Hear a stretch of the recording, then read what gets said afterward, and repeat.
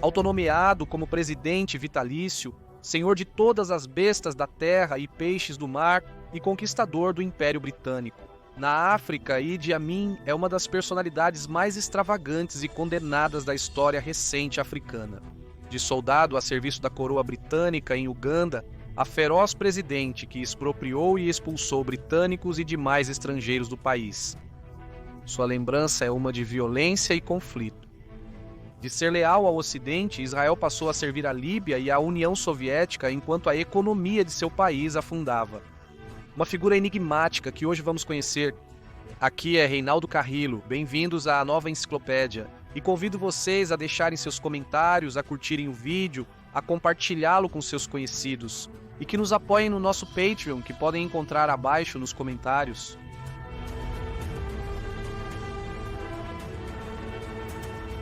Originário de uma família pertencente às etnias orientais, Idi Amin nasceu na cidade de Koboko, uma província do Nilo Ocidental em Uganda. Os registros históricos não precisam a data exata de seu nascimento, mas os historiadores afirmam que foi por volta do ano de 1925. Seu pai, Andreas Nyavir, era membro dos Kakwa, uma pequena tribo islâmica estabelecida em diferentes regiões de Uganda, Sudão e Congo. Enquanto sua mãe, Azaate, pertencia à etnia dos Lugbara. Pouco depois do nascimento de Iri, seus pais se separaram, enquanto ele e sua mãe se mudaram para Lugazi, Uganda, perto do Lago Victoria, onde ele foi criado. Em uma região agrícola, Amin dedicou-se principalmente a cuidar de cabras e a trabalhar nos campos, recebendo uma preparação acadêmica escassa, onde obteve aprovação apenas até o 4º ano. Sua frequência à escola foi esporádica, variando com a capacidade de seus pais de pagar as taxas de estudo. Apesar de ter sido criado em um ambiente cheio de carências e condições de pobreza, Idi Amin queria superar essa situação e tinha como primeiro objetivo ingressar no exército. Uganda era uma terra onde viviam múltiplos grupos, nos quais a identidade étnica e tribal tinha muita importância.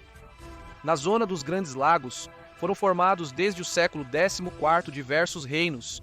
Entre eles, se destacava o reino de Buganda, de onde Uganda tira seu nome. A região que agrupava essas etnias foi colonizada pelos britânicos durante o século XIX e em 1890. O reino de Buganda e outros reinos e povos da área são formalmente agrupados de forma negociada sob o protetorado britânico de Uganda, governo sob o qual nasce o protagonista da nossa história. Há historiadores que consideram que o jovem ugandense pode ter prestado serviços na Birmânia durante a Segunda Guerra Mundial. No entanto, não há provas claras disso. O que se sabe é que em 1946, um ano após o término da guerra, aos 21 anos, ele se juntou ao regimento africano do Exército Colonial Britânico, conhecido como os Rifles Africanos, ao rei, onde inicialmente serviu como assistente de cozinheiro.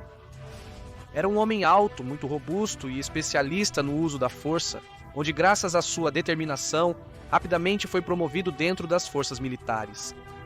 Em seus anos como recruta, Amin impressionou seus superiores por sua condição física, onde se destacou por ser um bom nadador, jogador de rugby e boxeador.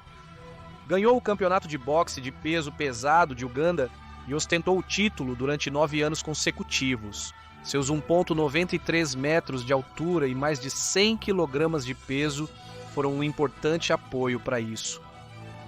Mais tarde, em 1949, com 24 anos de idade, Iri foi promovido a cabo e participou de um grupo de expedições contra os ladrões que assolavam as aldeias no norte de Uganda. Foi reconhecido pelos altos comandos militares por ser um soldado habilidoso e particularmente entusiasmado, mas também se tornou popular graças à sua frieza para a violência. Prova disso é que seus superiores começaram a procurá-lo para que fizesse parte dos interrogatórios realizados em inimigos suspeitos. No entanto, a brutalidade excessiva que Ivy mostrava durante esses interrogatórios fez com que ele estivesse perto de ser destituído em várias oportunidades. Nesse mesmo ano, ele foi enviado à Somália pelos Rifles Africanos do Rei para lutar contra os rebeldes Shifta e em 1953. Mais uma vez lutou ao lado dos britânicos durante a repressão ao grupo de rebeldes Mau Mau no Quênia, de acordo com os relatórios daquela confrontação. Amin, que se destacou por ser um entusiasta jogador de rugby, descreveu a caça aos Mau Mau como o melhor treinamento físico que um jogador de futebol poderia ter.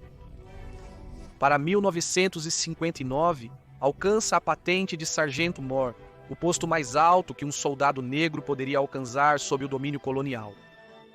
O que o leva a fazer parte do seu treinamento militar em Stirling, Escócia. Para o ano de 1961, Iri tornou-se um dos 2 primeiros ugandenses a ser oficial comissionado quando foi promovido a tenente. Mas um ano depois, deu os primeiros sinais de que sua capacidade para a violência poderia sair do controle e sua personalidade reservada começou a ser vista como perigosa.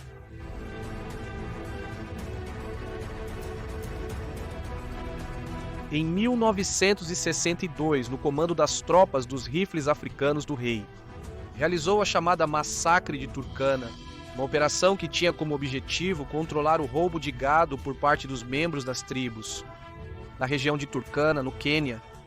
No entanto, a violência perpetrada foi de tal nível que as queixas dos aldeões chegaram ao alto comando britânico em Nairobi, e ficou evidente que as vítimas do massacre haviam sido muito maltratadas, foram espancadas até a morte e, em alguns casos, enterradas vivas. Sabe-se que Idi Amin costumava gostar de aplicar castigos aos seus rivais. No entanto, os cruéis tratamentos realizados no Quênia por Idi não foram submetidos a conselho de guerra. Devido ao fato de que Uganda estava à beira da independência, movimentos independentistas emergiam em Uganda há décadas. E durante esses anos, as negociações com a Grã-Bretanha para a independência ganharam mais força do que nunca. Estando ciente de suas ações ferozes, as autoridades britânicas, lideradas pelo governador Sir Frederick Crawford e o líder do Congresso Popular de Uganda, Milton Obote, decidiram que Amin não seria processado.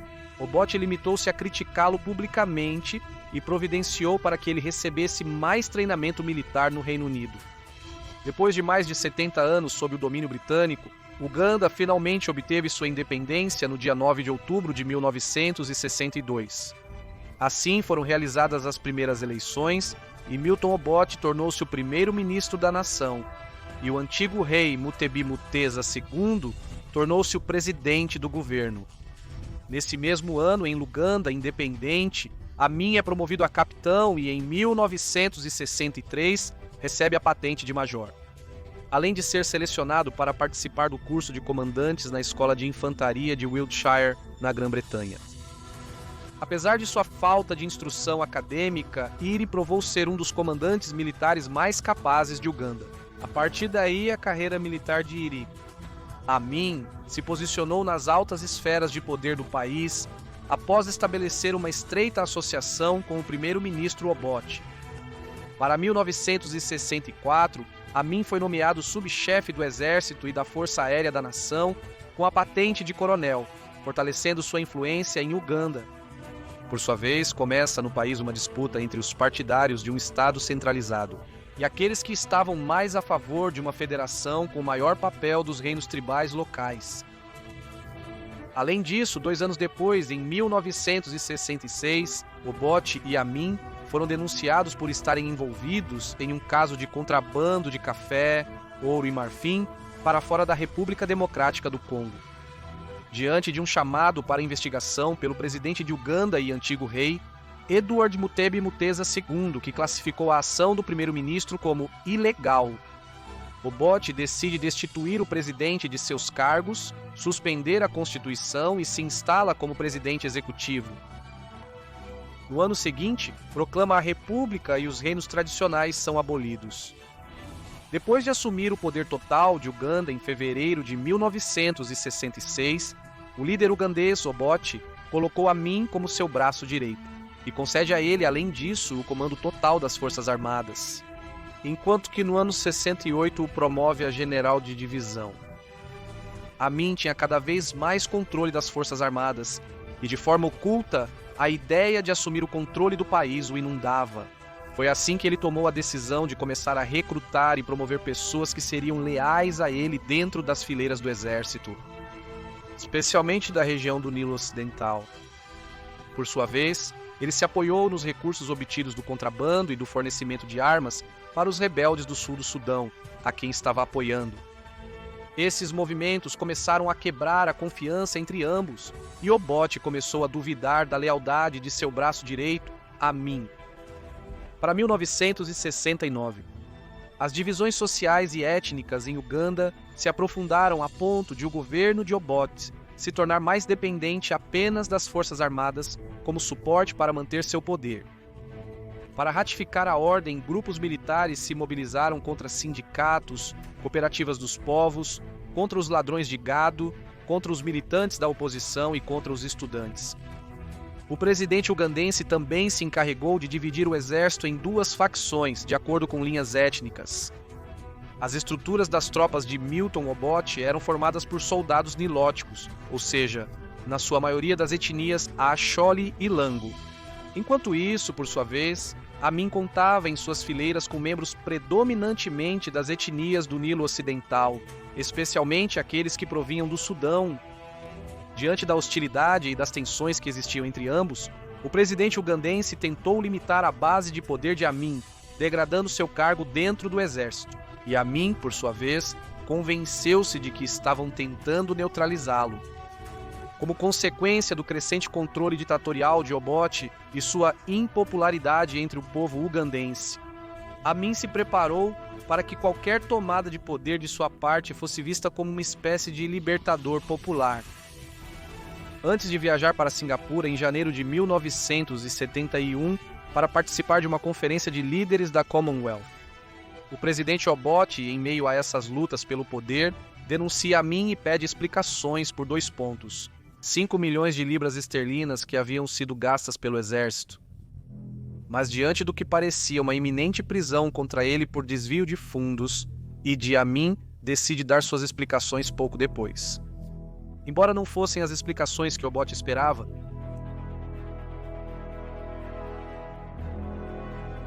enquanto Obote estava em Singapura, Idi Amin responde com um golpe de Estado.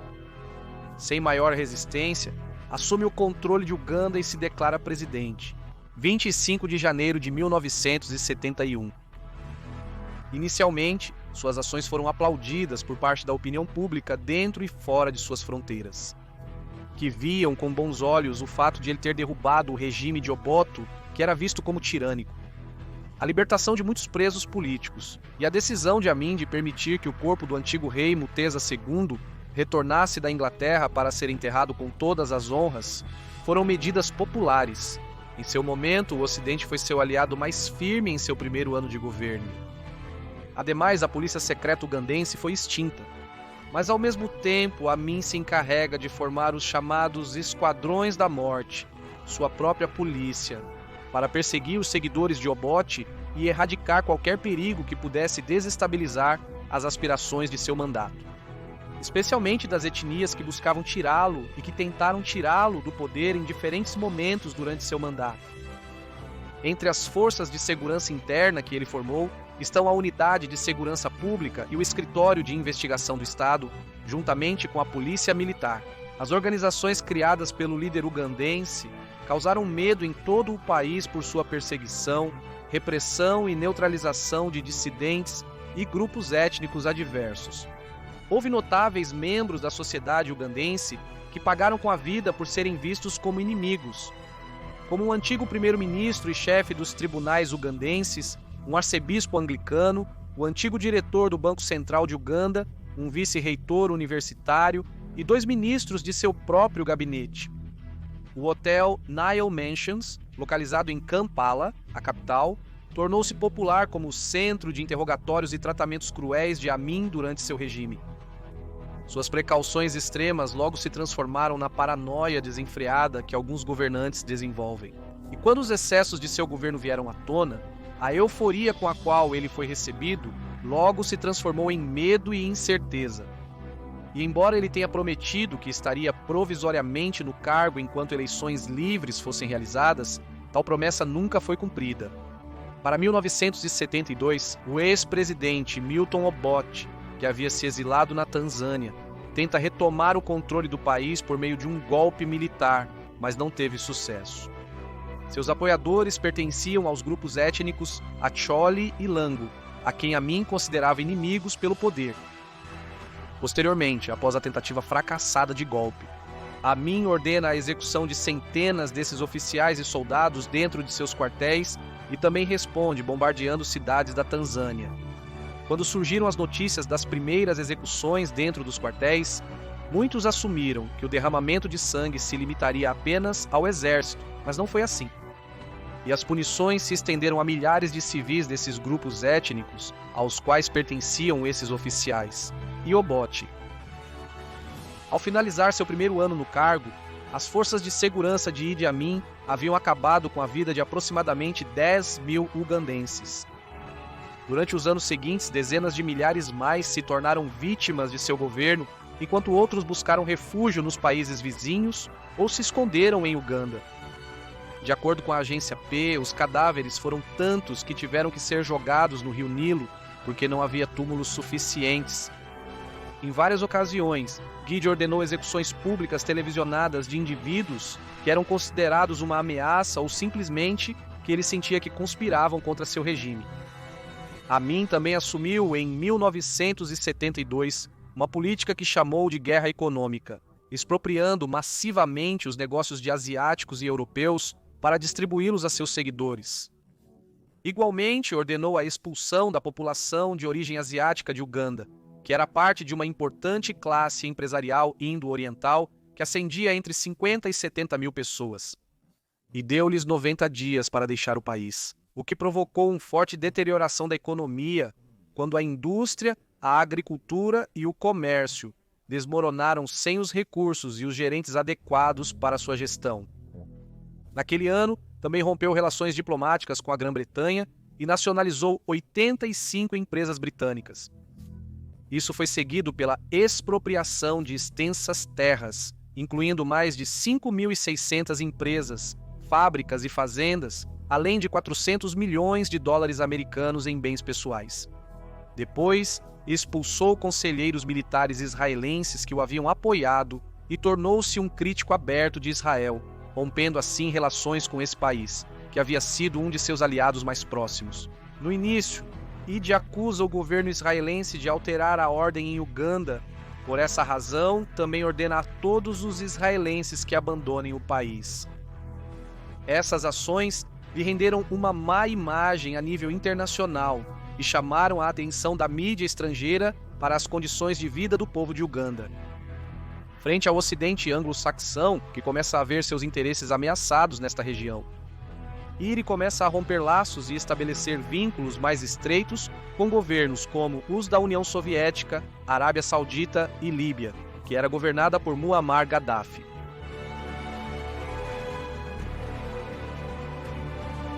Além de tudo isso, Amin recebe uma considerável atenção internacional em 1976, quando permite que células revolucionárias da Palestina e da Alemanha Oriental utilizem o aeroporto de Entebbe como uma base para reter um grupo de reféns de um avião da Air France que haviam sequestrado em Israel. Amin afirmava que estava tentando negociar a libertação dos passageiros, mas vários indícios sugeriam que ele estava mais colaborando com os sequestradores palestinos. Em seguida, à meia-noite do dia 4 de julho de 1976, após um ataque surpresa perpetrado pelos esquadrões israelenses, os reféns foram resgatados. No entanto, a falta de explicação para a morte de Dora Blott, que era uma mulher britânica que foi executada por militares ugandenses, em aparente represália pela incursão israelense no aeroporto ugandense, levou a uma ruptura nas relações entre Uganda e Grã-Bretanha. As habilidades de liderança de Idi Amin também fizeram com que, em 1975, fosse eleito como presidente da Organização para a Unidade Africana, uma antiga organização para a União dos Povos Africanos. Esta organização, entre outras coisas, consegue que, em 1977, os chefes de estados africanos bloquearam uma sanção das Nações Unidas que teria condenado Amin por violação aos direitos humanos. Nesse mesmo ano, quando os últimos diplomatas britânicos deixaram Uganda, Idi Amin adiciona ao seu nome o título de conquistador do Império Britânico, ficando seu nome nominal como o de Sua Excelência, Presidente Vitalício, marechal de campo Al-Hadid, Dr. Idi Amin, senhor de todas as bestas da terra e peixes do mar e conquistador do Império Britânico na África em geral e Uganda em particular. Outro título que ele mesmo não se deu, mas que ganhou durante seu mandato e continua ressoando até hoje, foi o de Carniceiro de Uganda. Com o tempo, o número de aliados e seguidores de Amin começa a diminuir e as tropas anteriormente leais começam a se amotinar. Similarmente, vários segmentos da sociedade passam a pedir sua renúncia. Quando alguns ugandenses fugiram para a Tanzânia, Amin acusou o presidente da Tanzânia, Julius Nyerere, em 1978, de instigar a desordem pública em Uganda e retaliou invadindo a Tanzânia, buscando anexar ao seu país mais de 1.800 milhas quadradas de território tanzaniano na zona de Kagera. Posteriormente, o presidente tanzaniano Nyerere mobilizou um contra-ataque para recuperar seu território e expulsou o exército de Amin com a ajuda dos exilados ugandenses. Mas o exército da Tanzânia não ficaria por aí e se lançaria sobre o território ugandense. Nesse sentido, o coronel Muammar Gaddafi enviou tropas à sua disposição para que Idi Amin enfrentasse o conflito. Mas a invasão militar por parte da Tanzânia, que também continha numerosos rebeldes ugandenses, e o levantamento popular que ocorreu naqueles dias não puderam ser contidos. A batalha se estendeu por todo o país e o governo de Idi Amin chegou ao fim em 11 de abril de 1979, quando as tropas da Tanzânia capturaram Kampala, a capital de Uganda. Diante das circunstâncias, Idi Amin foge e é forçado a se refugiar na Líbia em 1979, para depois se exilar definitivamente na Arábia Saudita, onde reside, sob um estilo de vida modesto, diferente do que o caracterizou enquanto estava no poder.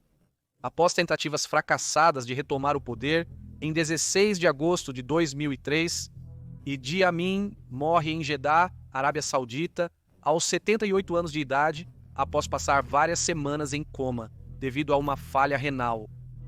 Sendo lembrado na era moderna como muitos dos governantes que nunca chegaram a pagar por seus crimes. Sua vida pessoal foi excêntrica, mas há poucos dados precisos registrados sobre sua família. De acordo com compilações históricas, ele teve um total de 6 esposas e chegou a ser o pai biológico de 43 filhos. O número de mortes durante seu mandato nunca foi estabelecido de forma consensual, mas estima-se que foram entre 80 mil e 400 mil. A economia também sofreu muito durante seus anos, e o conflito social só se agravou. O que começou com uma celebrada tomada de poder pelo Ocidente, terminou em múltiplas denúncias, e a mudança de relações de Uganda para setores soviéticos e não alinhados com o Ocidente. O filme O Último Rei da Escócia lembra este personagem, cuja dureza continua sendo objeto de interesse e estudo. Aqui é Reinaldo Carrillo, espero que tenham curtido o vídeo. Isso foi a Nova Enciclopédia e convido vocês a compartilharem o material que gostarem, a se inscreverem e a nos seguirem em nossa conta do Instagram, também chamada A Nova Enciclopédia.